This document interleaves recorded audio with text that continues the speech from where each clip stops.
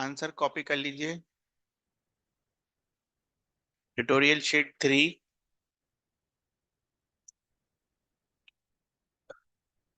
31 का ए, 32 का डी, 33 का बी, 34 का ए, 35 का सी,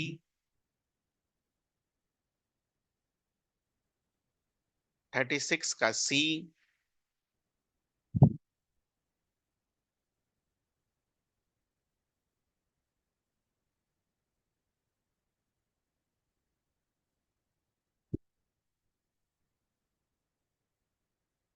37 का सी, 38 का सी,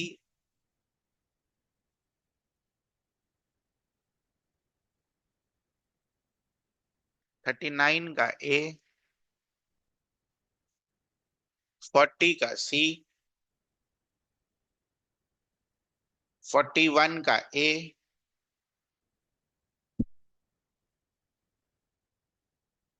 42 का सी,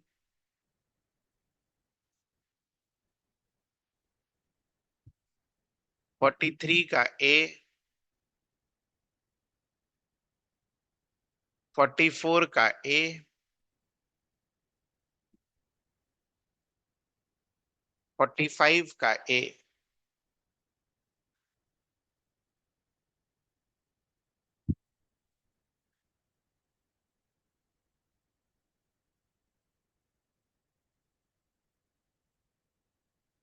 जो भी आपके डाउट्स हैं वो पूछ लीजिए।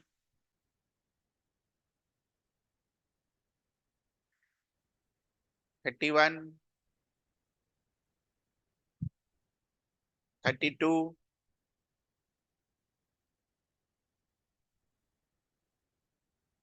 33,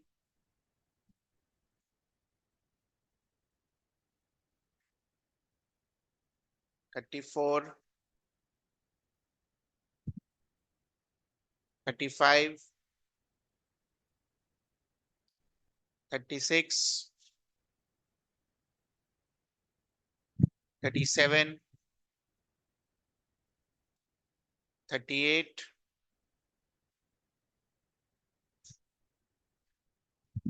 39,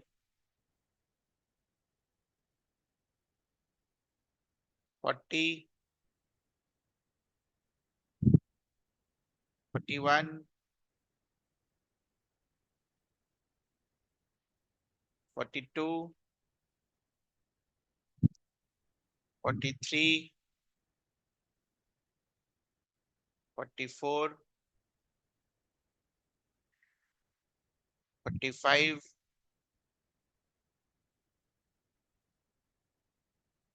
31 to 45,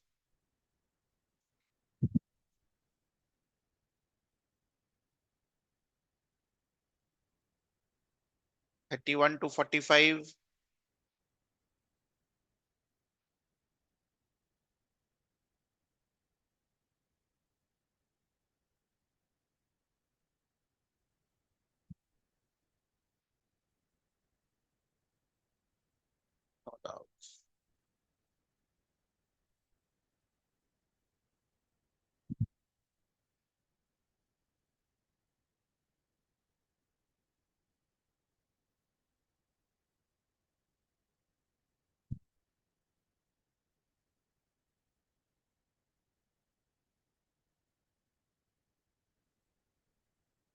DTS 4,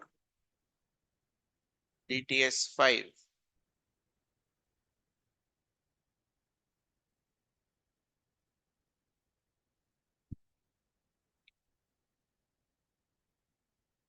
कर लीजिएगा ये दोनों।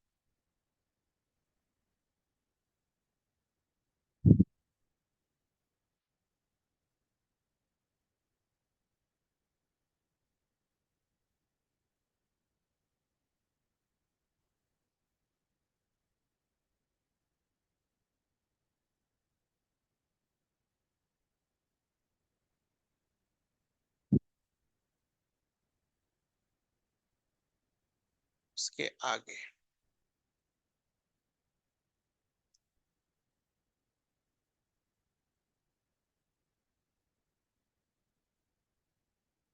So in periodic properties,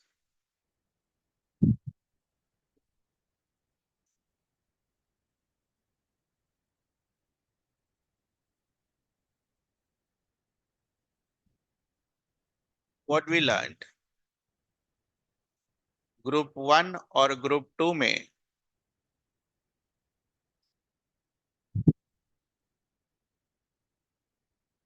ये दोनों मेटल्स होते हैं। और अल्काली मेटल्स का प्रीवियस नॉलेज के हिसाब से we know some of the name of the alkali metal, sodium है ना, पोटेशियम, ऐसा। तो और इसके बारे में हमने बचपन से पढ़ रखा है कि दीज आर मोर रिएक्टिव, ठीक है, and these are metals. Group one, group two. इसी तरीके से जब आप इधर से ग्रुप 17 में पहुंचते हो तो यहां पर आपको दिखता है हैलोजेंस। हैलोजेंस मतलब फ्लोरीन, क्लोरीन, ये सारे चीजें। तो बेसिकली फ्लोरीन, क्लोरीन वगैरह क्या है आपका? Non metals. और ये आपका क्या है? मेटल्स। तो हम क्या देख रहे हैं, ग्रुप वन से ग्रुप 17 की तरफ आप बढ़ते हो तो चेंज कैसा हो रहा है? मेटल से नॉन मेटल। इसको दो तरीके से आप बुला सकते हो। मान लो ये तुम्हारा लेफ्ट है, ये तुम्हारा राइट है। तो लेफ्ट टू राइट, इधर से इधर जाओ। मेटेलिक कैरेक्टर डिक्रीजेस, है ना, मेटल से नॉन मेटल हो रहा है तो मेटेलिक कैरेक्टर कम हो रहा हो। अगर हम किधर मूव किए, इधर से इधर, और अगर हम राइट टू लेफ्ट मूव किए बेटा, इधर से इधर, ये what we can say, non metallic character increases.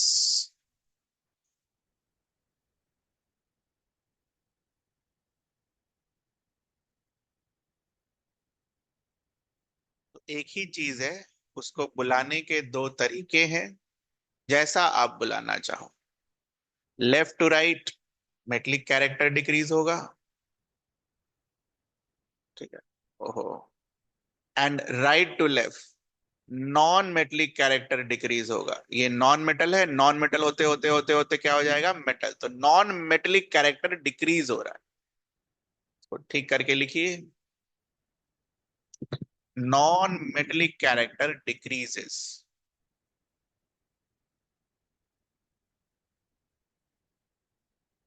तो किसी भी तरीके से पूछा जा सकता है, ये चीज ध्यान रखिएगा। उल्टा भी पूछ सकते हैं।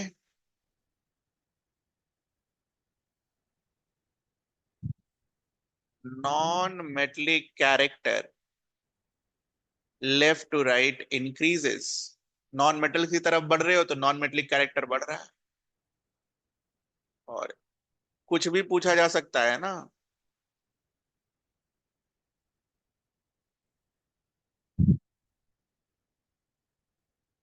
बस एरो पर ध्यान देना है कि किधर से किधर जा रहे हो।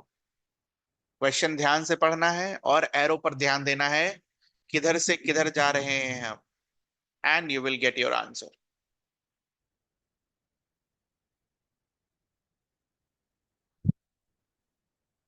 नेक्स्ट, इसके बाद जो एनसीईआरटी है वो आपको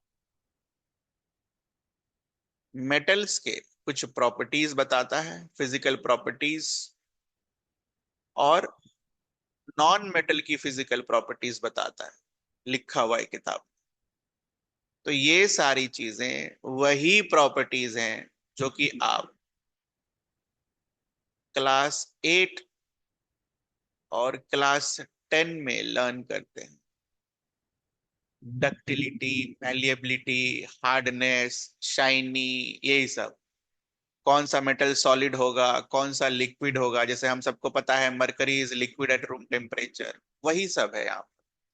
ठीक है, तो ये चीज आप बुक से करेंगे, इसमें मेरा कोई रोल नहीं हो पाएगा। है, ऑलरेडी याद है यार, उस सब चीज को दोबारा करने से कोई फायदा है नहीं, मार्क करवा देंगे। ठीक है। अच्छा, इंपॉर्टेंट केमिस्ट्री में 11th 12th में ये हो जाता है कि नॉर्मल ट्रेंड से इंपॉर्टेंट हो जाता है एक्सेप्शन। जैसे तुमने ये पढ़ा था कि मेटल्स सॉलिड होते हैं, और उसके एक्सेप्शन में पढ़ा था कि एक आध मेटल जैसे मरकरी है वो लिक्विड होता है, गैलियम और सीजियम जो होते हैं उसकी बॉइलिंग पॉइंट कम होती है तो आसानी से इवापोरेट हो जाता है। जनरली मेटल्स का जो बॉइलिंग पॉइंट होता है वो क्या होता है, हाई होता है, बट गैलियम सीजियम का कम होता है। तो इम्पोर्टेंट ये है कि उन एक्सेप्शंस को दोबारा से याद रखना है ना, जैसे आपने याद कर रखा है। क्या चीजें हैं, बुक खोलकर हम अंडरलाइन करेंगे।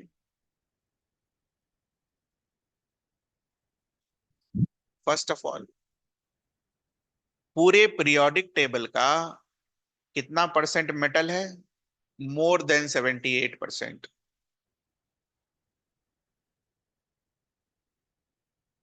मेटल किधर है पीरियोडिक टेबल में, left side of the periodic table.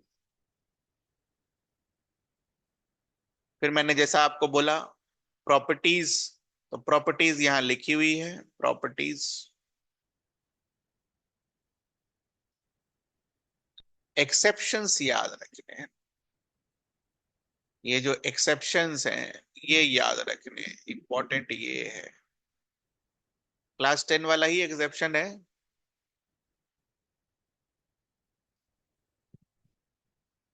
पहला प्रॉपर्टी, दूसरा प्रॉपर्टी, तीसरा प्रॉपर्टी, चौथा प्रॉपर्टी, पांचवा property. Already you have memorised all this.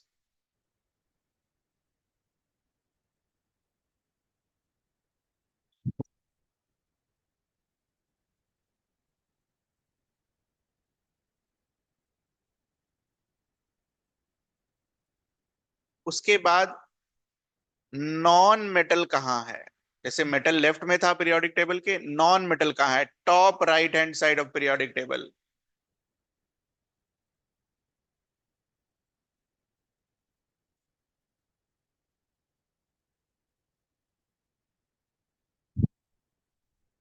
तो हम सबको पता है मेटल लेफ्ट में है, नॉन मेटल राइट में है, तो लेफ्ट से राइट जाओगे तो मेटलिक कैरेक्टर डिक्रीज हो जाएगा। ठीक है।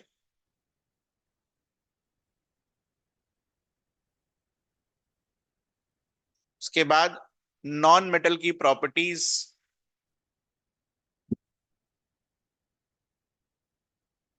मेटल का जस्ट अपोजिट चलेगा, ऑलरेडी याद कर रखा है आपने। यहां पे ये नहीं याद कर रखा होगा आपने, तो ये याद करना है आप, कि low melting and boiling point होता है नॉन मेटल का, लेकिन बोरोन और कार्बन ऐसे हैं जिनका मेल्टिंग पॉइंट ज्यादा होता है। ठीक है, ये आपने नहीं मेमोराइज किया होगा 8 9 10 में, तो अब वो याद करना है। क्यों होता है ये सब, जब मेल्टिंग पॉइंट बॉइलिंग पॉइंट सीखेंगे तब एक्सप्लेन भी किया जाएगा, अभी याद करना है। बाकी प्रॉपर्टीज जस्ट अपोजिट है, मेटल गुड कंडक्टर होता है तो ये पुअर कंडक्टर होता है। ठीक है, मेटल हार्ड होता है तो ये ब्रिटल होता है, मेटल मैलिएबल होता है तो ये मैलिएबल नहीं होता है, मेटल डक्टाइल होता है तो ये डक्टाइल नहीं होता है, एकदम सेम।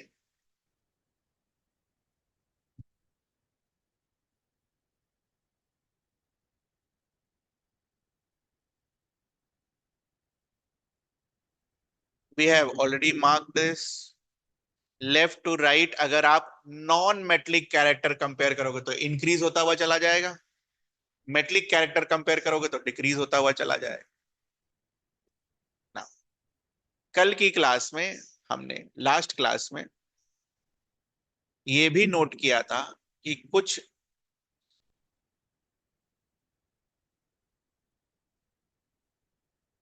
ऐसे मटेरियल होते हैं जिनकी प्रॉपर्टी मेटल्स और नॉन मेटल्स के बीच में होती हैं, मतलब दोनों की प्रॉपर्टी होती है इसमें, उसको हम क्या बुलाते हैं, मेटलॉइड्स। मेटलॉइड्स का दूसरा नाम भी था सेमी मेटल। ठीक है। तो सेमी मेटल के क्या क्या एग्जाम्पल्स एनसीईआरटी लिखता है वो इंपॉर्टेंट है, तो याद होने चाहिए। सिलिकॉन, जर्मेनियम, आर्सेनिक, एंटीमनी और टेल्यूरियम। ठीक है। ये वही है जिग जैग वाला जो मार्क करवाया था मैंने आपको, देखो। सिलिकॉन, जर्मेनियम, आर्सेनिक, टेल्यूरियम, चार दे रखे हैं आपको।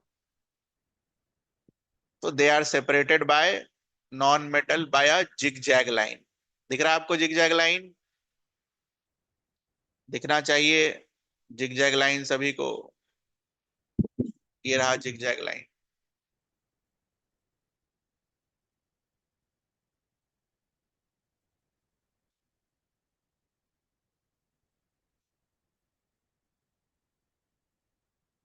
प्रॉब्लम नंबर 3.4 बनाना है आपको, बनाइए।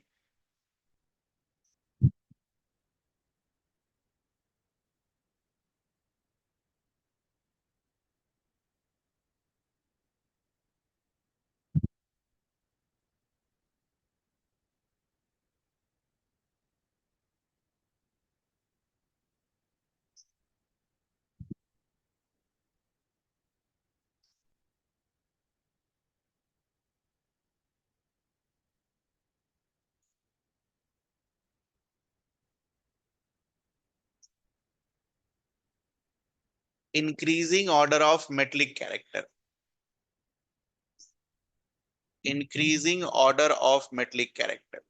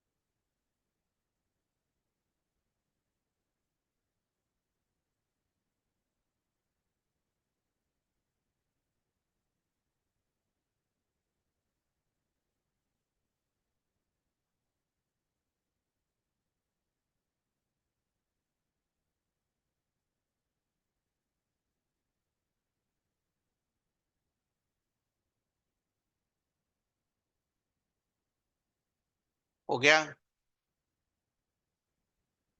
तो अगर हमें 1 से 20 का थोड़ा सा भी पीरियोडिक टेबल में लोकेशन पता हो, तो हम सबको पता है सोडियम यहाँ बैठा है,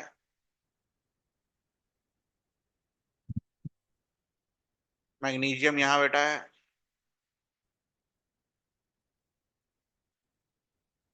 ठीक है।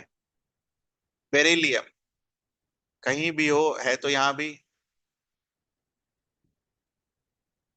उसके बाद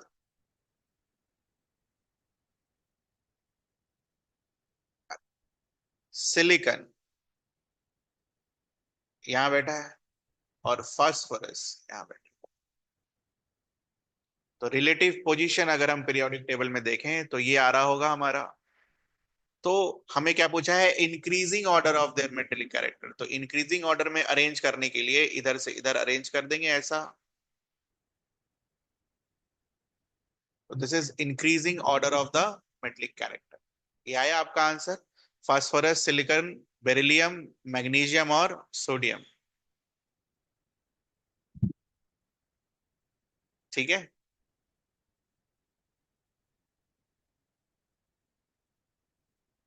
ना। Next is very important topic. तो क्या है वेरी इंपॉर्टेंट टॉपिक? अभी तक हम बस खाली ये पढ़ रहे थे कि कौन सा एलिमेंट कहाँ पर बैठा हुआ है। अब बेसिकली ये पढ़ना है पीरियोडिक ट्रेंड्स।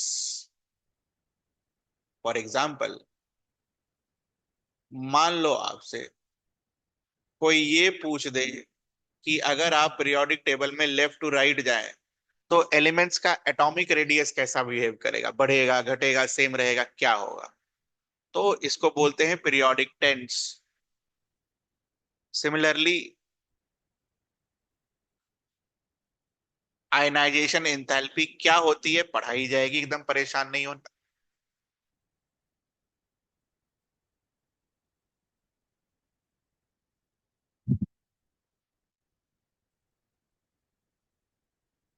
ठीक है।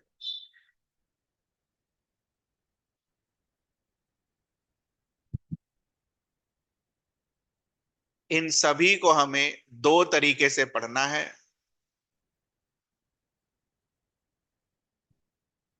ठीक है। पीरियड में कैसा बिहेवियर होगा और ग्रुप में कैसा बिहेवियर होगा, मतलब लेफ्ट टू राइट मूव करेंगे तो क्या होगा, टॉप टू बॉटम मूव करेंगे तो क्या होगा। लेफ्ट टू राइट मूव करेंगे तो क्या होगा, टॉप टू बॉटम मूव करेंगे तो क्या होगा, left to right top to bottom. ठीक है। तो पढ़ना तो है ही, ठीक है, कि किस तरीके से ये बिहेव करेगा। साथ ही साथ क्या होता है कि हमें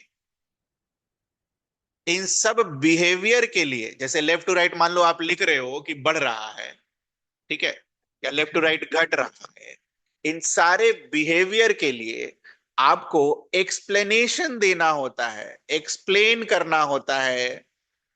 और यही हो जाता है हमारे लिए टफ। मतलब बच्चे जब पहली बार पढ़ रहे होते हैं, उनका इनऑर्गेनिक केमिस्ट्री में, ठीक है, मेटल वगैरह सब में, इन सारी चैप्टर में मन यहीं से दिमाग खराब होना शुरू होता है। ठीक है। तो हम कैसे अप्रोच करेंगे इस सेक्शन को, ठीक है, ताकि हमारा काम भी हो जाए और थोड़ा कम मेहनत से हो जाए।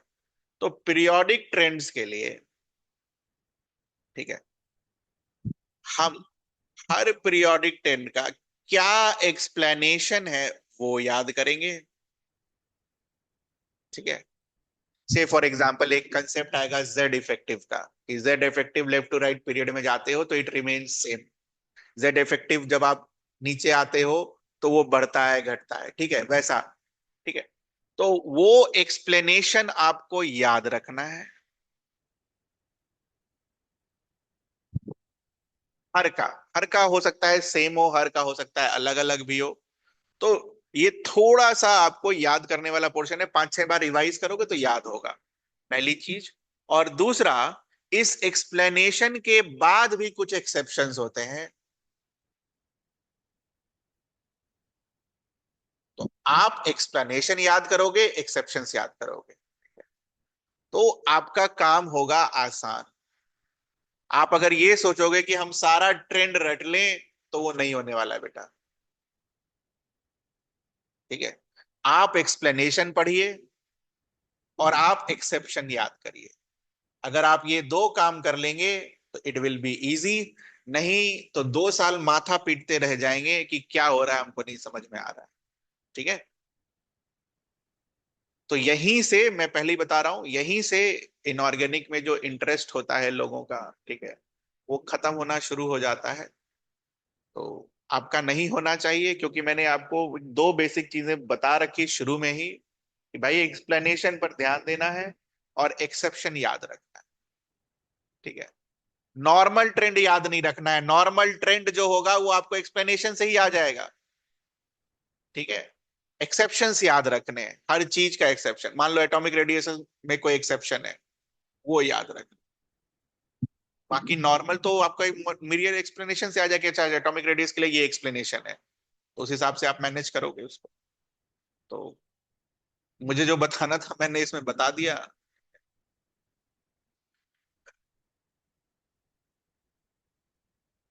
तो concepts which will be required, ये है नहीं बुक में अलग से, to study the trends. Concept मतलब एक्सप्लेनेशन जो तुम लिखोगे वो कैसे एक्सप्लेन होगा, उन सारे कंसेप्ट को हम यहीं लिख लेंगे, 3-4 हैं। ठीक है। So the first concept is of penetration effect. ठीक है, लिखिए।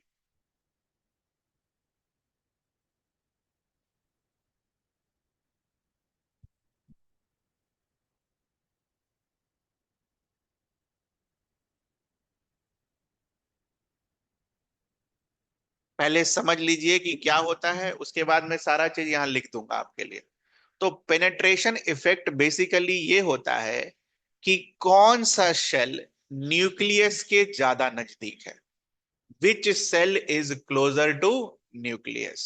ठीक है, ये सब मैं लिख दूंगा, आपको सुनना है अभी, सब मैं लिख दूंगा, टेंशन नहीं लेने का। ठीक है, तो पेनिट्रेशन इफेक्ट का मतलब क्या हो गया, कौन सा शेल न्यूक्लियस के नजदीक है। ठीक है, या फिर कौन सा, अगर ऑर्बिटल के बारे में बात कर रहे हो तो कौन सा ऑर्बिटल न्यूक्लियस के नजदीक। ठीक, ये इसका मतलब हो गया। हमने क्या पहले से पढ़ रखा है, कौन सा ऑर्बिटल न्यूक्लियस के नजदीक होगा, we have already learn this. कौन सा ऑर्बिटल न्यूक्लियस के नजदीक होगा, जो ज्यादा स्टेबल होगा। और ज्यादा स्टेबल वाला ऑर्बिटल कौन सा होता है, जिसकी एनर्जी कम होती है। तो हम एनर्जी कैसे कंपेयर करते हैं, n+l वैल्यू से। ठीक है, तो ये हमने ऑलरेडी पढ़ रखा है। तो हम यहां पर बस क्या लिखेंगे, पेनिट्रेशन इफेक्ट क्या होता है, और पेनिट्रेशन इफेक्ट को आप निकालोगे कैसे, तो on the basis of energy निकाल देंगे। जिसकी एनर्जी कम उसका पेनिट्रेशन ज्यादा, जिसकी एनर्जी ज्यादा उसका पेनिट्रेशन कम। समझ आई ये चीज सभी को, लिख दो।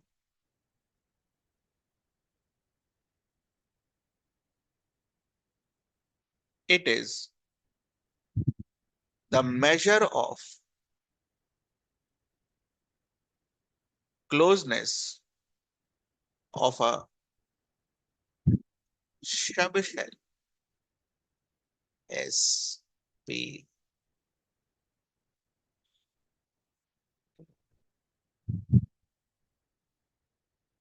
Orbitals to the nucleus.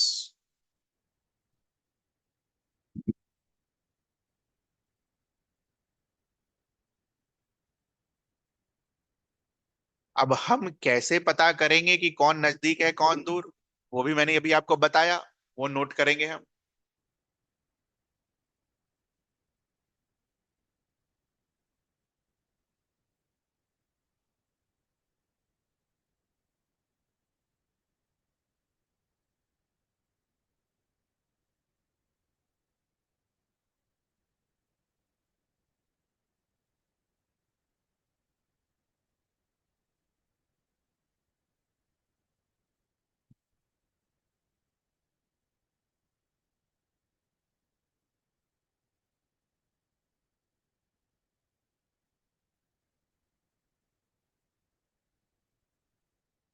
तो हम सबको पता है, अगर हम इन सब का n+l कंपेयर करें, n+0, n+1, n+2, n+3, तो एनर्जी का ऑर्डर ये रहेगा।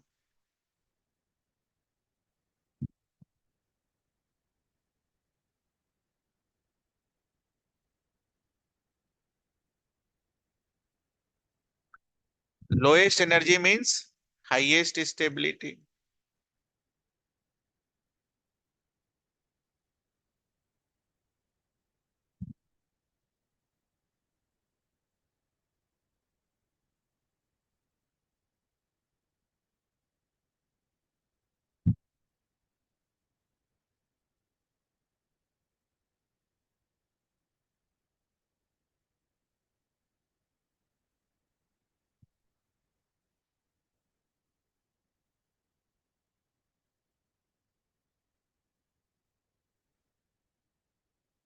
सो देयरफॉर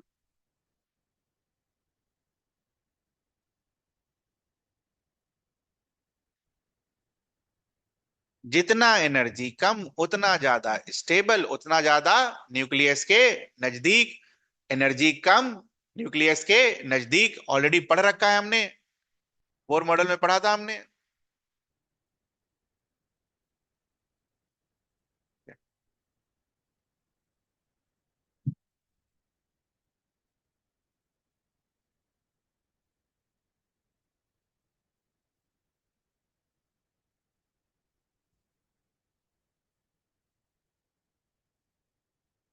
खुद से लिखिए, ऑर्डर खुद से लिखिए।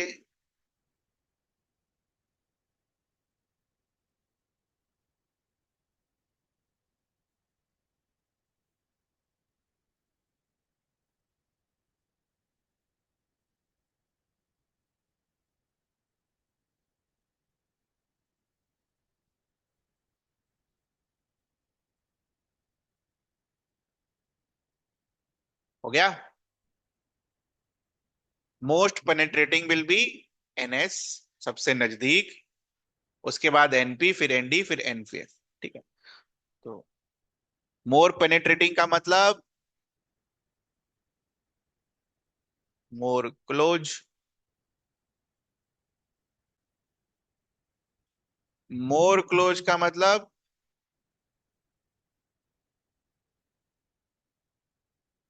मोर अट्रैक्टेड बाय न्यूक्लियस।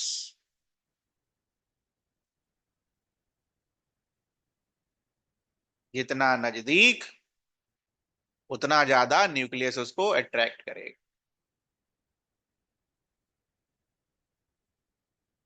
ठीक है। अच्छा, जब हम इसका एक्सप्लेनेशन अब जब लिखेंगे, जैसे मान लो आयनाइजेशन एंथैल्पी का एक्सप्लेनेशन लिख रहे हैं या इलेक्ट्रॉन गेन एंथैल्पी का, तो वहां पर डायरेक्टली लिख देंगे ड्यू टू पेनिट्रेशन इफेक्ट।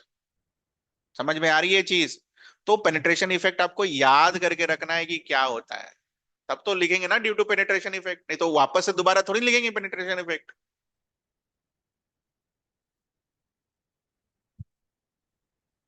ठीक है, एक आध जगह लिख देंगे शुरुआत के लिए, बट हर जगह नहीं लिखेंगे। तो ये आपको पढ़ने हैं, ये सारे कंसेप्ट पढ़ने हैं कि कौन सा इफेक्ट क्या होता है और वो क्या प्रोड्यूस करेगा। ठीक है, तो penetration effect is about more attraction by nucleus. Why? Because it is the measure of closeness of a subshell to the nucleus. Penetration effect में आपको कुछ पूछना है? एक एग्जांपल देकर बताइए।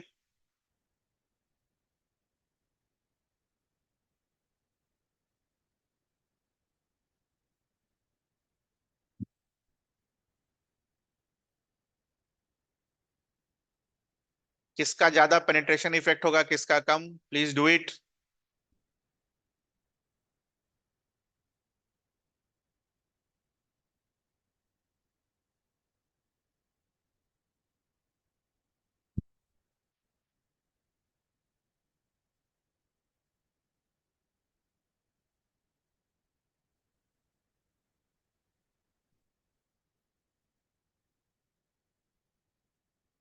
अगर हम इन सारी चीजों को याद नहीं करेंगे अभी से, तो ये नहीं याद होगा, इतना ध्यान रखिएगा इस चीज का। चाहे आप जो हाथ सर पर मार लें और चाहे आप कितने भी तेज हो, नहीं होगा। ये वो पार्ट है केमिस्ट्री का कि आप कितने भी ब्रिलियंट बच्चे हो, अगर आपने याद नहीं किया, मेमोराइज नहीं किया, नहीं पढ़ा, it will be gone for ever.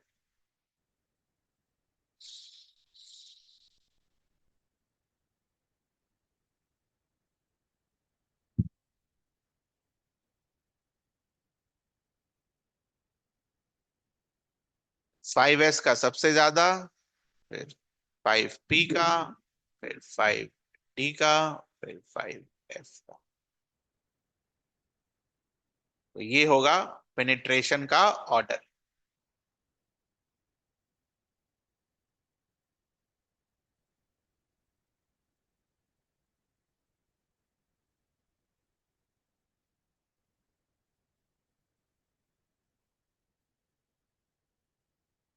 ठीक।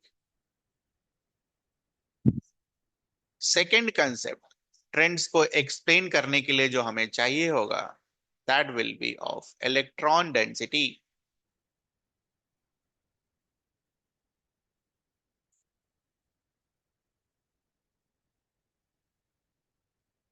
और इलेक्ट्रॉन डेंसिटी जब हम बोलते हैं तो बेसिकली ये बुलाते हैं इलेक्ट्रॉन पर लोब। ये लोब क्या है?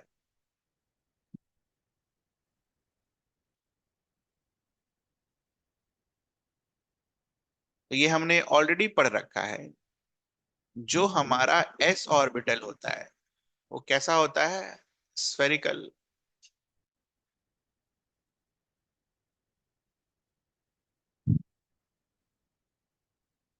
स्फेरिकल है तो एक ही एरिया है, तो जितने भी एरियाज बन रहे होंगे उसको हम लोब बुलाएंगे। P orbital.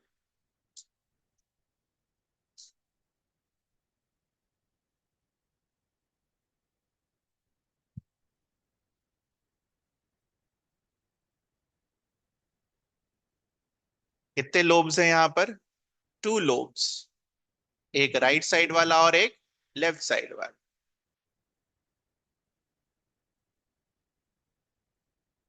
D orbital.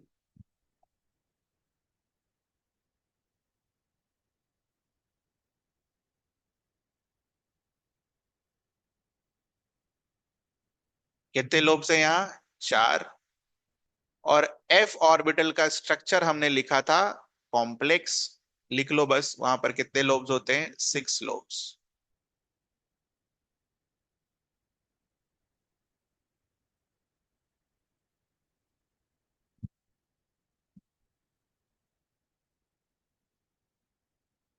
तो अगर एक इलेक्ट्रॉन को,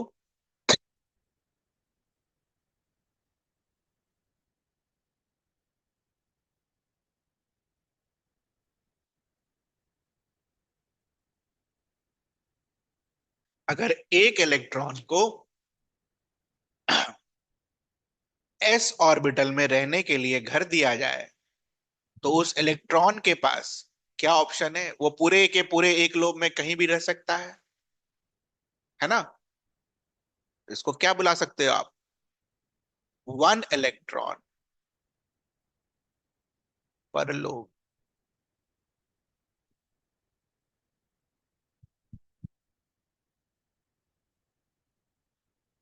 बट यहां पर पी ऑर्बिटल में अगर एक इलेक्ट्रॉन को रहने के लिए बोला जाए, तो वो उन दो में से किसी एक में भी रह सकता है।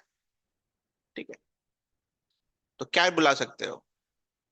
वन इलेक्ट्रॉन पर two lobe. Similarly, one electron पर फोर लोब। वन इलेक्ट्रॉन पर सिक्स लोब।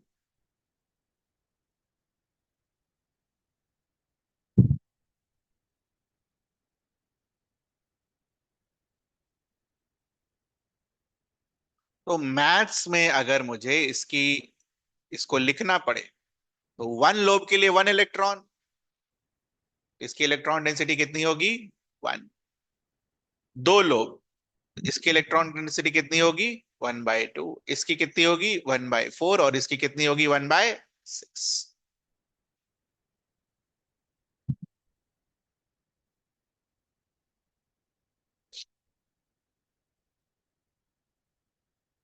इलेक्ट्रॉन डेंसिटी में कुछ पूछना है आपको? बेसिकली एक इलेक्ट्रॉन के कितने कहां कहां वो रह सकता है, नंबर ऑफ लोब से हम उसको डिवाइड कर देते हैं, that gives you electron density. Again, electron density किसका ज्यादा?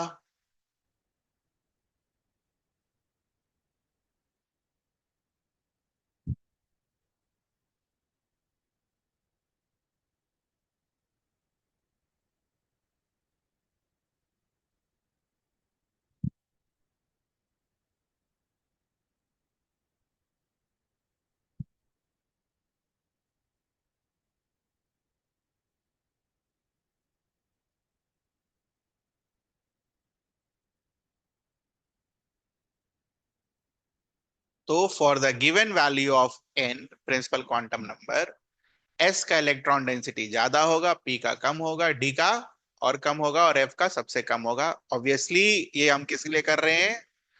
एन सबका सेम है, principal quantum number value same है, ध्यान रखिएगा।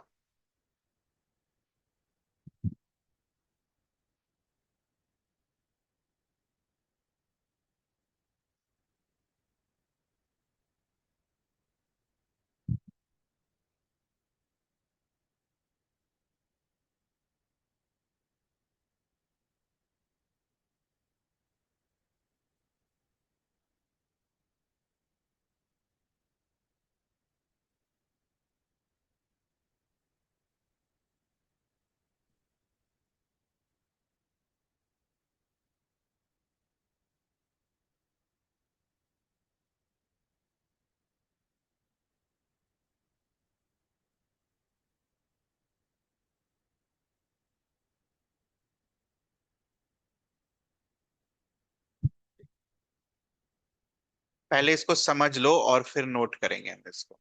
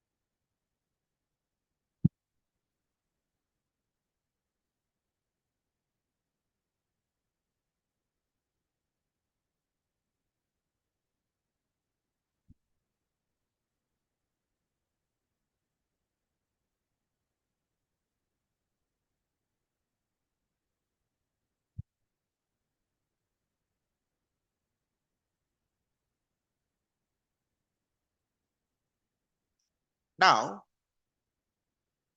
This shell was known as valence shell, और उसमें जो इलेक्ट्रॉन होता था उसको क्या बुलाते थे हम? Valence electron. ऑलरेडी लिखा गया था आपको। अंदर के जो शेल्स होते हैं they are known as inner shells, ठीक है, या फिर कोर शेल्स। ऑब्वियसली इनमें जो इलेक्ट्रॉन होगा उसे क्या बुलाओगे? कोर इलेक्ट्रॉन या फिर इनर इलेक्ट्रॉन।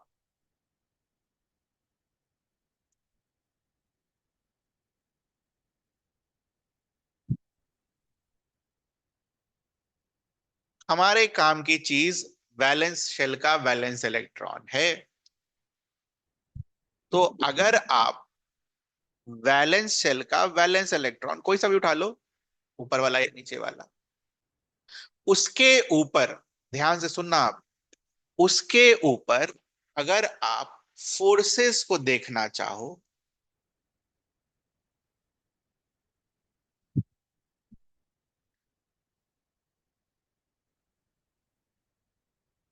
तो न्यूक्लियस का फोर्स उसको खींच रहा होगा क्योंकि वो पॉजिटिव चार्ज है, और इलेक्ट्रॉन कैसा चार्ज है बेटा? Negative charge. ये समझ आता है आपको? तो न्यूक्लियस इलेक्ट्रॉन को खींचने की कोशिश कर रहा होगा। हेंस इस इलेक्ट्रॉन के ऊपर अट्रैक्टिव फोर्स लग रहा होगा, एफ अट्रैक्टिव। अट्रैक्टिव होने की वजह से ये ग्रीन वाली लाइन जो हमने खींची, वो इसको बांध के रखने की कोशिश करेगा, अपनी तरफ खींचेगा। तो अगर अपनी तरफ खींचेगा तो ये ऑर्बिटल क्या होगा? न्यूक्लियस के नजदीक आएगा। साइज क्या होगा? छोटा हो जाएगा। ये समझ में आता है आपको? साइज वाइज बाद में देखेंगे, ठीक है।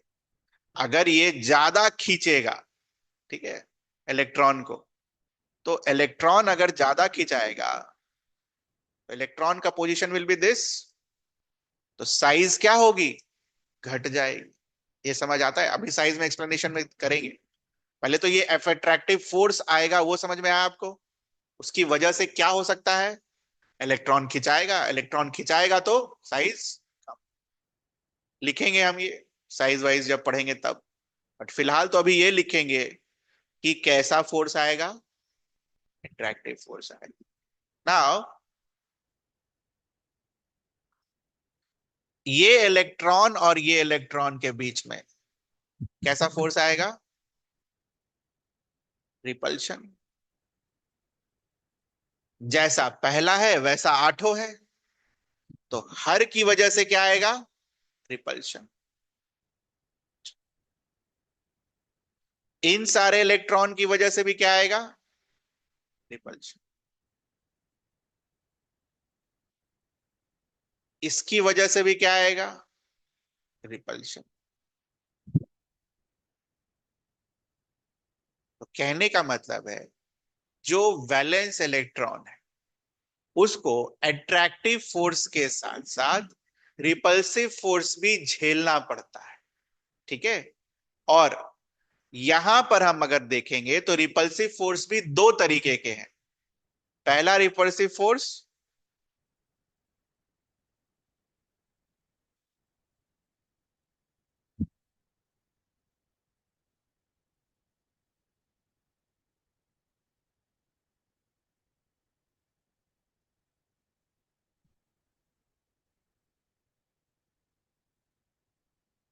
और दूसरा रिपल्सिव फोर्स अगर इलेक्ट्रॉन हुआ तो।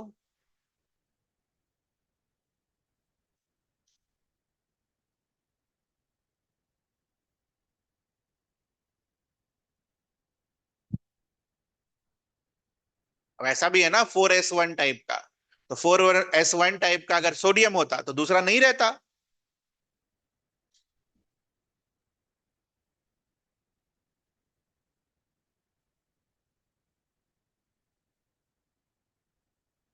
ये वाला फोर्स जो होता है वो कमजोर होता है, और ये वाला जो होता है वो थोड़ा स्ट्रांग होता है।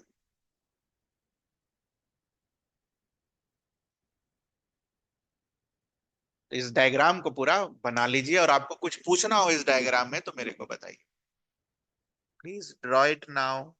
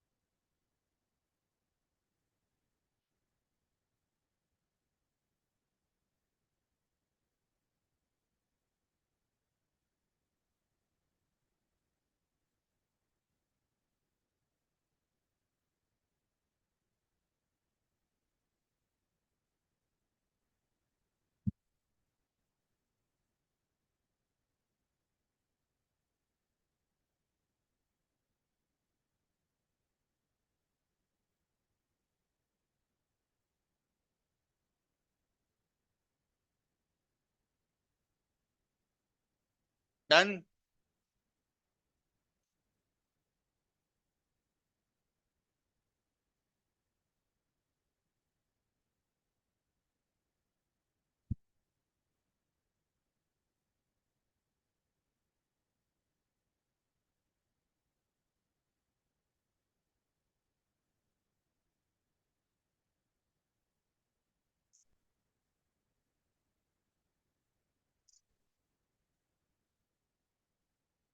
ठीक है, अब इस डायग्राम को हाइड्रोजन वाले डायग्राम से कंपेयर करो।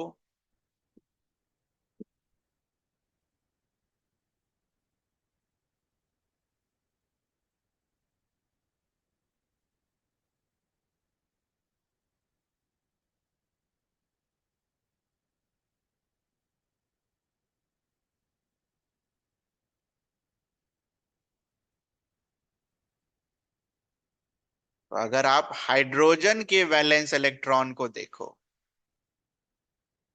तो क्या उसको रिपेल करने के लिए कोई अंदर में इलेक्ट्रॉन मौजूद है?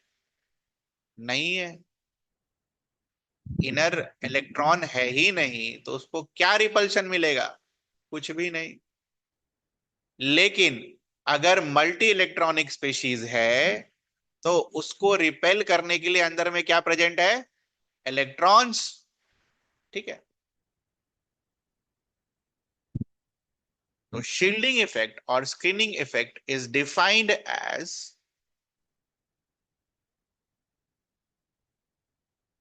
Decrease in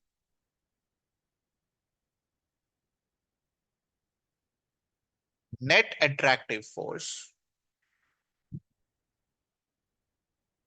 due to present decrease in net attractive force on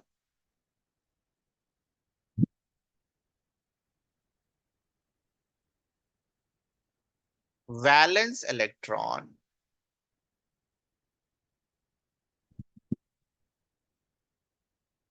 due to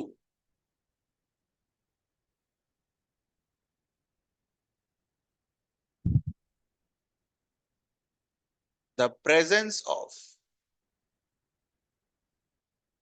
core electrons, और कोर इलेक्ट्रॉन्स को क्या बुला सकते हो आप? Inner shell electrons.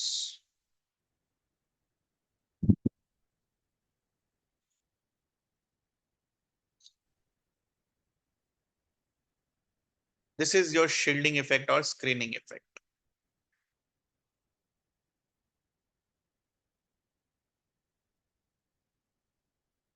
देख लीजिए ध्यान से, कुछ पूछना हो तो बताइए।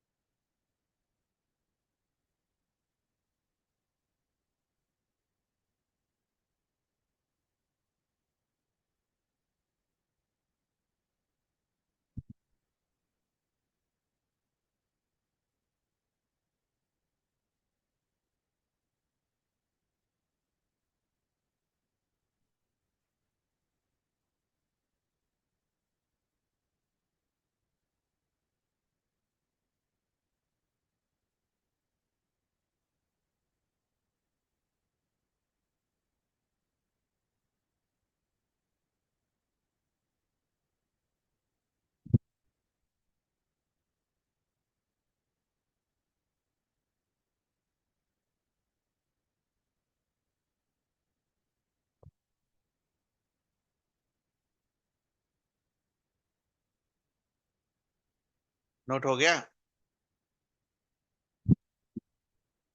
तो तीसरा जो कंसेप्ट था, तो चौथे कंसेप्ट को जन्म देता है। वो क्या है?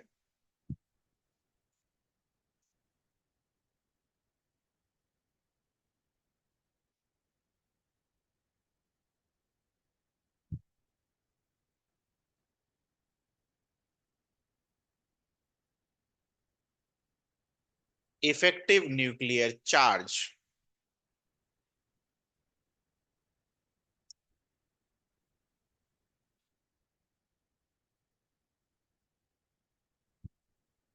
If Z denotes nuclear charge,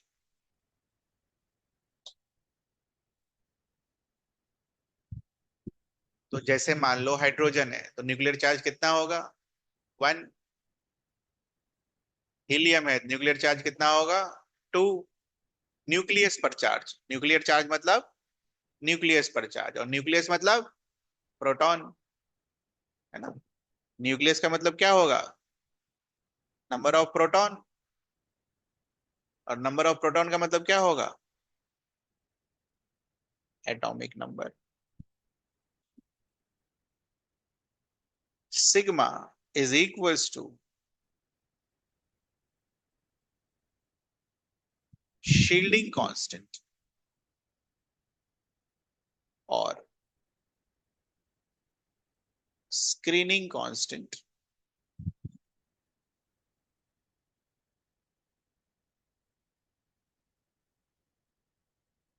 तो effective nuclear charge,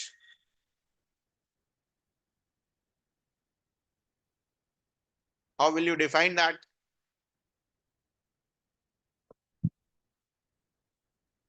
Z minus sigma.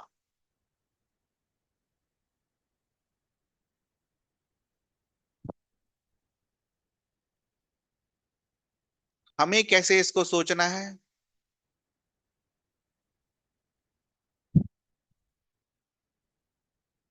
ऐसे। हमें हमेशा जेड इफेक्टिव को ऐसे ही सोचना है बेटा, ऐसे लिख के दिया। फॉर्मूले टाइप से नहीं सोचना कि 50 न्यूट्रॉन है तो 50 प्रोटॉन है तो 50 - something. No, it's not like that. Attraction, repulsion.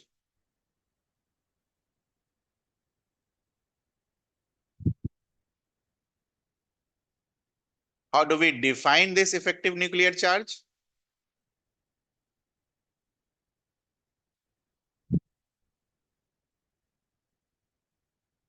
Net attractive force on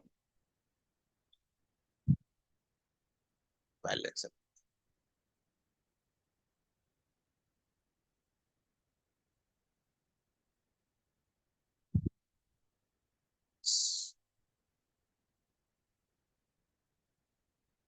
सब कुछ काट पीट के, ठीक है, रिपल्शन वगैरह सब मानकर नेट अट्रैक्टिव फोर्स। ध्यान रखिएगा, ये सिर्फ न्यूक्लियस का अट्रैक्टिव फोर्स नहीं है, नेट है, नेट। नेट मतलब अट्रैक्शन और रिपल्शन सारा सब कुछ अकाउंट करने के बाद। Word net is important. Everything has been accounted. तो रिपल्सन फोर्स घटाने के बाद जो बच गया, that will be your effective nuclear charge. Maximum time यही यूज होगा, जेड इफेक्टिव।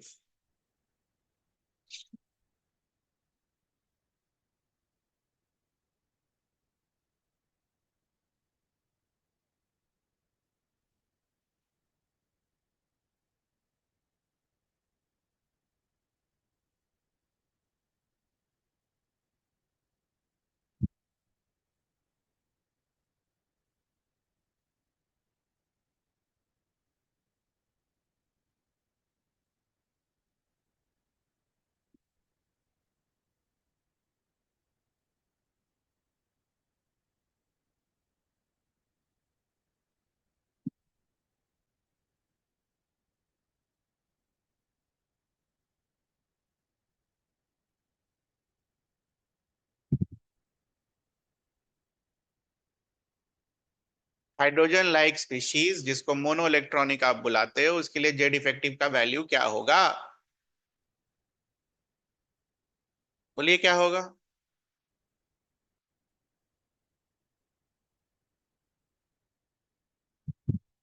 मोनो इलेक्ट्रॉनिक मतलब ये पूरा लिखना, no electron to repel. Electron तो होगा ही ना बेटा एक, लेकिन उसको रिपेल करने के लिए दूसरा इलेक्ट्रॉन नहीं होगा, which means what? Sigma is zero, and therefore we can say that Z effective is equals to Z.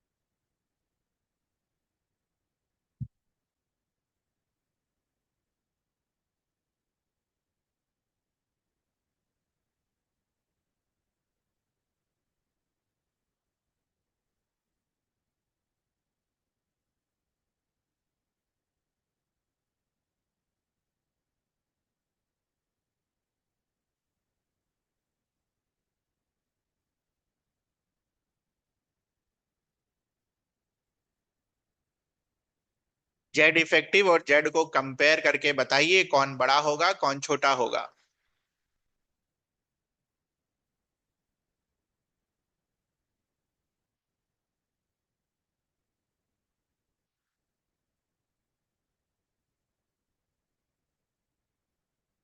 Done. तो बाकी सारे मल्टी इलेक्ट्रॉनिक स्पीशीज के लिए सिग्मा का कुछ भी वैल्यू तो आएगा ही आएगा, जीरो तो होगा नहीं। अगर सिग्मा का वैल्यू आ गया मतलब जेड इफेक्टिव कम हो जाएगा।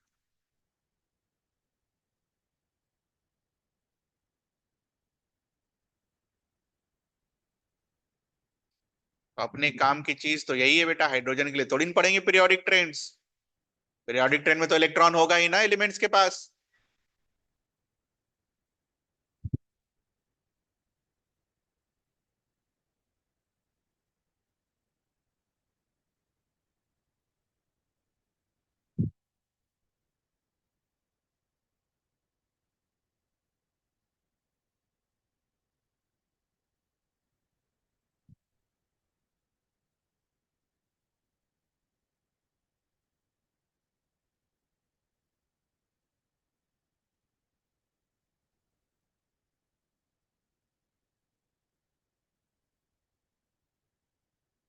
ऑर्डर ऑफ शील्डिंग इफेक्ट, कौन सबसे ज्यादा शील्ड करेगा और कौन कब से कम। Can you tell me what will be the order of shielding effect, बता सकते हो? जेड इफेक्टिव नहीं पूछ रहा मैं, शील्डिंग इफेक्ट के बारे में पूछ रहा हूं।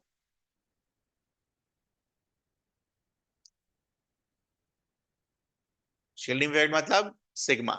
सिग्मा मतलब आपको क्या कंपेयर करके बताना है, किसमें रिपल्सिव फोर्स ज्यादा आएगा। बताइए किसमें रिपल्सिव फोर्स ज्यादा आएगा, पढ़ा रखा मैंने आपको।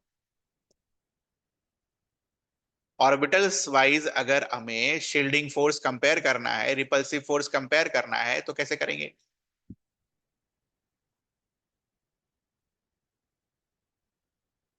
बोलो। जिसमें इलेक्ट्रॉन ज्यादा उसमें शील्डिंग ज्यादा, रिपल्शन ज्यादा होगा। तो थोड़ी देर पहले तुमने ये कंसेप्ट पढ़ा कि इलेक्ट्रॉन डेंसिटी इसका 1 पर लोब, 1/2 पर लोब, 1/4 पर लोब एंड 1/6 पर लोब।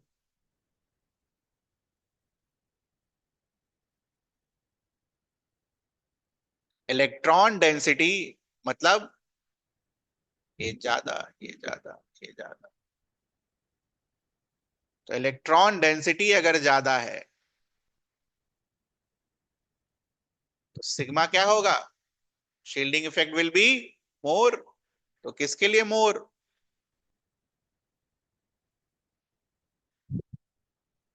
जिसके पास ज्यादा इलेक्ट्रॉन उसके पास ज्यादा रिपल्शन। तो ये हमने यहां पर जो लिखा, यहां पर जो हमने बनाया, ये नंबर ऑफ इलेक्ट्रॉन के टर्म्स में बनाया। और यहां जो हमने लिखा ये किसके टर्म्स में लिखा, इलेक्ट्रॉन डेंसिटी के टर्म्स में लिखा। आंसर तो सेम ही आएगा बेटा। Number of electrons is basically what, ज्यादा number of electron. Electron density is what, कि इलेक्ट्रॉन जो है उसकी फाइंडिंग प्रोबेबिलिटी बहुत ज्यादा है वहां पर। खैर ये सब आएगा बाद में, फिलहाल के लिए तो ये, जिसका इलेक्ट्रॉन डेंसिटी ज्यादा उसका शील्डिंग इफेक्ट ज्यादा। Because we have to consider only repulsion.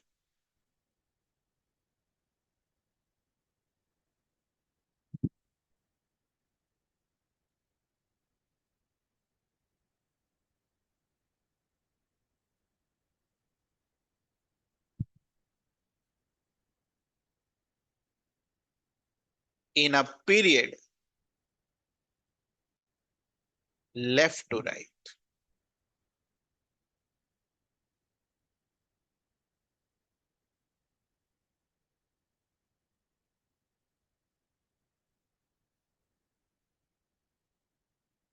in a period left to right,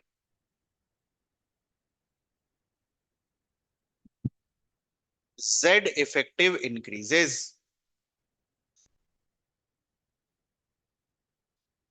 In a period left to right, Z effective increases.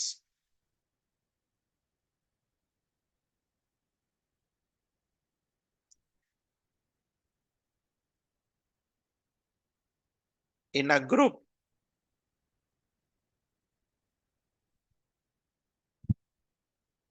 top to bottom,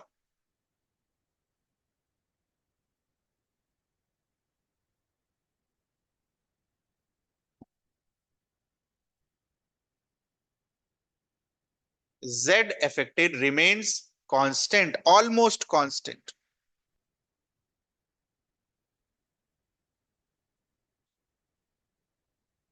अच्छा, एक चीज यहां पर रह गया। अगर शील्डिंग इफेक्ट एक्स का ज्यादा है तो इसको क्या लिख सकते हो? S will provide good shielding, f will provide poor shielding.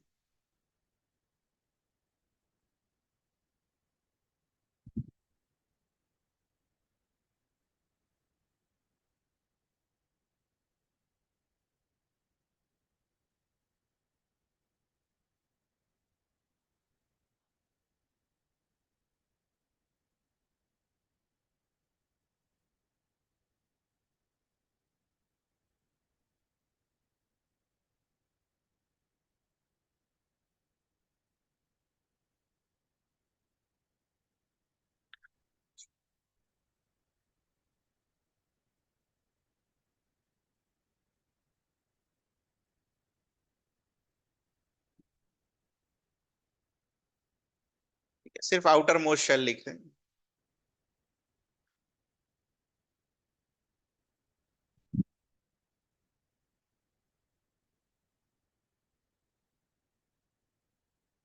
आप लोग अभी पूरा पूरा लिख।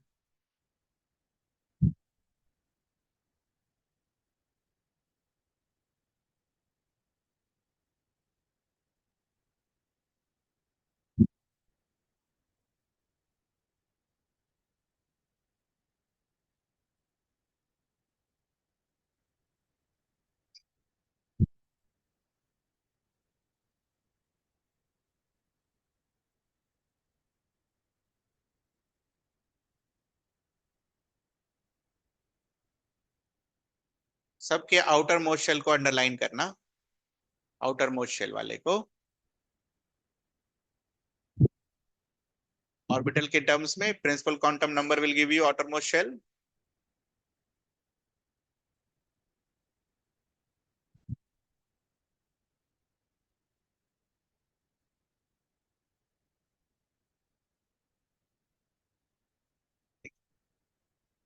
Can we write number of protons for each one?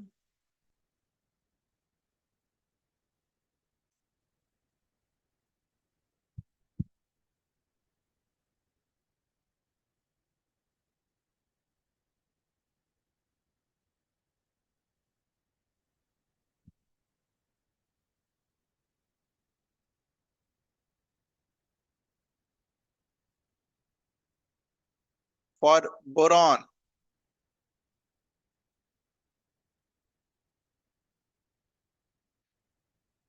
Can we draw this?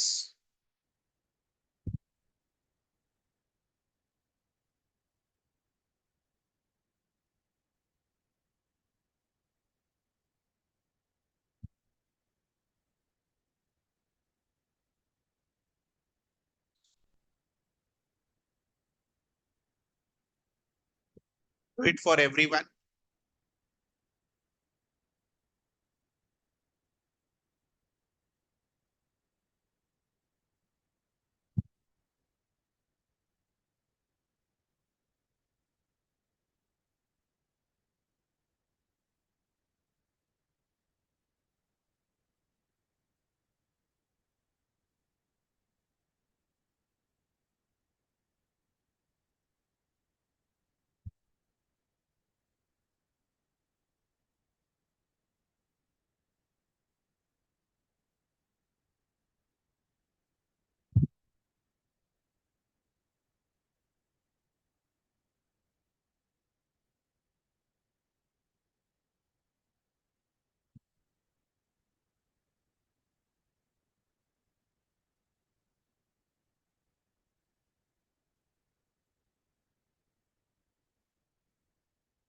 ये हमेशा नहीं करेंगे, ठीक है? ये बस खाली सिखाने के लिए है।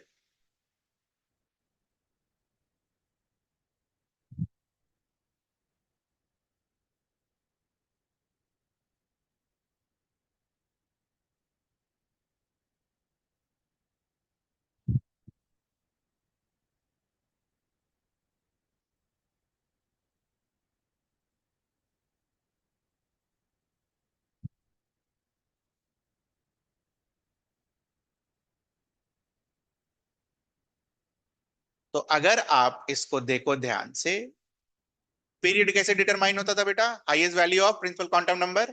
तो सारे एलिमेंट्स लेफ्ट टू राइट लिखे हुए हैं अक्रॉस अ पीरियड। दिख रहा है आपको ये? कौन सा पीरियड का है? Second period.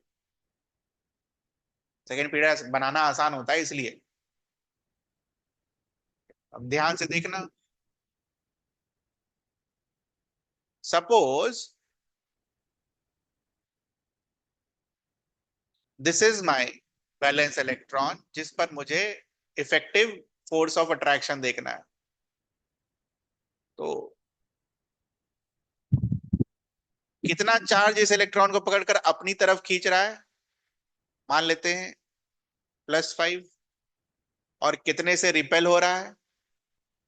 तो इसको कंसिडर नहीं करेंगे। क्यों नहीं करेंगे? क्योंकि हमने ऑलरेडी लिख रखा है। क्या लिख रखा है? कहां गया diagram? This one is weak. Repulsion होता है बट बहुत बहुत कम, उसको कंसिडर आप नहीं करते। सब मिल के भी बहुत ज्यादा रिपल्शन नहीं करा पाता है। ठीक है, तो ये ध्यान रखना है। देखिएगा ध्यान से अब। तो 5 प्रोटॉन एक इलेक्ट्रॉन को खींच रहा है और शील्डिंग कितने से हो रही है? 2 से। ये 2 इलेक्ट्रॉन तो शील्डिंग करेगा ना बेटा? ये भी शील्ड करेगा और ये भी शील्ड करेगा। रिपल्शन सेकेंड वाला। Suppose this is my test electron. Again 6 इसको खींच रहा है और शील्डिंग अभी भी कितने से हो रही है? 2 से।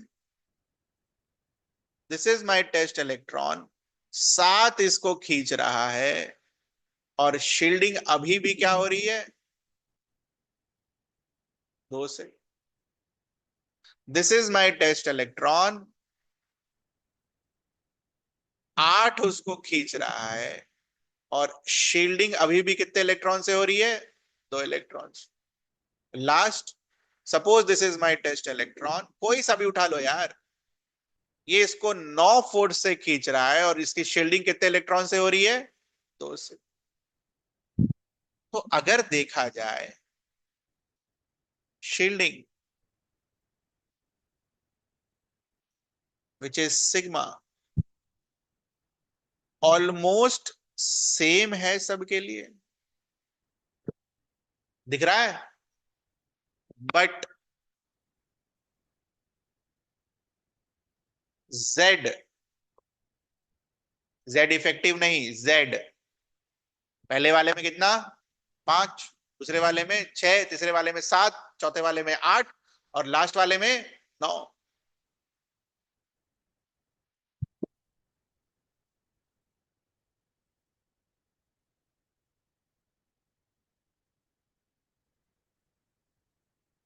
देर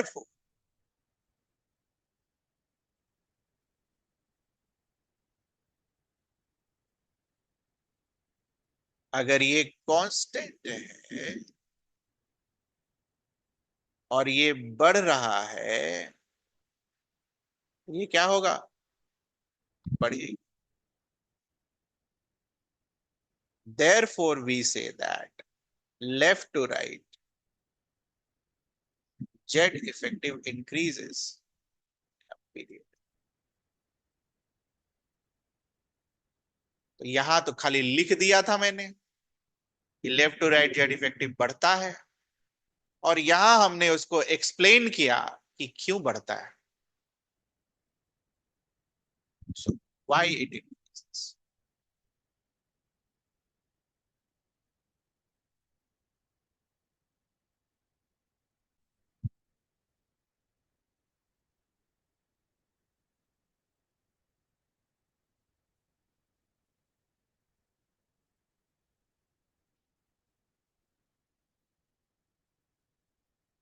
एनसीईआरटी क्या लिखता है? एक line.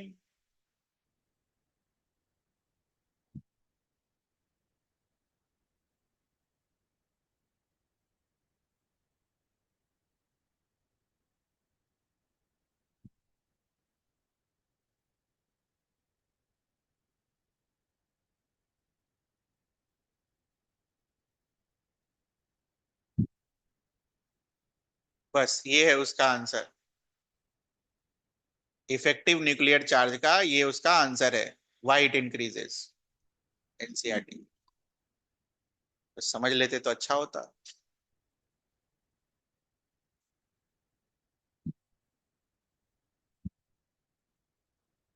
So effective nuclear charge increases across a period because electrons are added in the same shell. That's why n same रहता है ना बेटा। across a period n remains what? Same. Period number is given by principal quantum number, ये पढ़ा आपने। तो n अगर same हो रहा है तो सारे इलेक्ट्रॉन उसी में जा रहे होंगे, अंदर वाले में कुछ नहीं। इसमें कुछ पूछना है आपको, ये बताइए।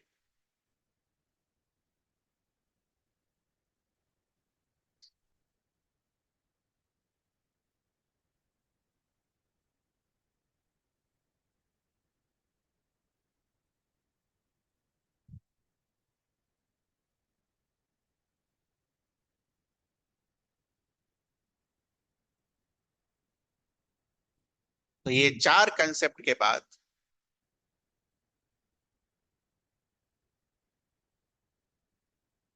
तो पीरियोडिक ट्रेंड की जो प्रॉपर्टीज है वो पढ़नी शुरू करेंगे हम।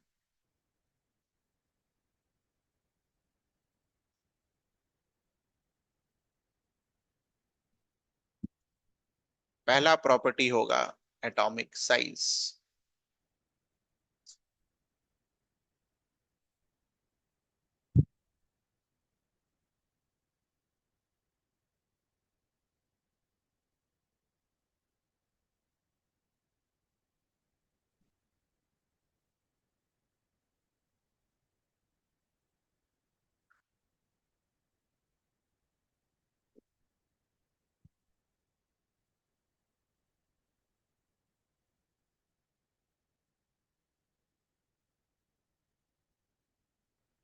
एटम की साइज बेसिक तरीके से तीन तरीके से डिफाइंड होती है। In terms of metallic radius, और in terms of covalent radius, और in terms of van der Waals radius.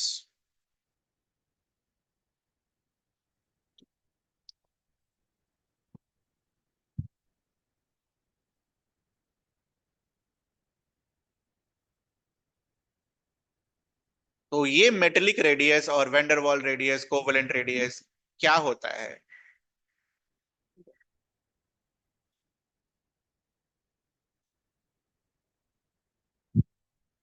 ये कहीं भी ठीक से एनसीईआरटी में कोवेलेंट रेडियस और वेंडर वॉल्स रेडियस ठीक से नहीं समझाया गया। बस सीधे लिख दिया है half the internuclear distance separating the metal course in the metallic crystal. ठीक है। Covalent radius, the distance between two atoms when they are bound together by a single bond in a covalent molecule, and from this value the covalent radius of the element is calculated। तो ठीक से नहीं समझाया गया ये तीन। तो हम क्या करेंगे, जब हमारा नेक्स्ट क्लास होगा तो इन तीनों को पहले पढ़ेंगे। ठीक है। और फिर आगे बढ़ेंगे। मेटलिक रेडियस क्या होता है, कोवेलेंट रेडियस क्या होता है, वैंडरवाल रेडियस क्या होता है। होमवर्क लिख लीजिए।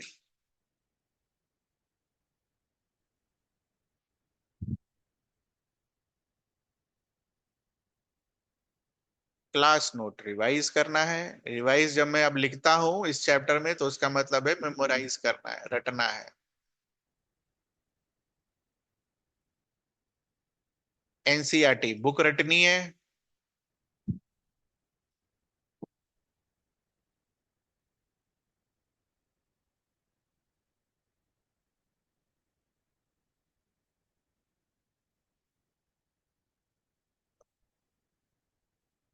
डिटेल ट्यूटोरियल शीट में कौन कौन सा दिया मैंने अभी आपको?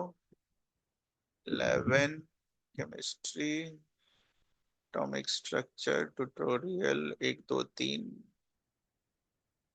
इसका क्या लिखा मैंने? 4 and 5। DTS 4 and 5। ये तो मंडे डिस्कशन होगा।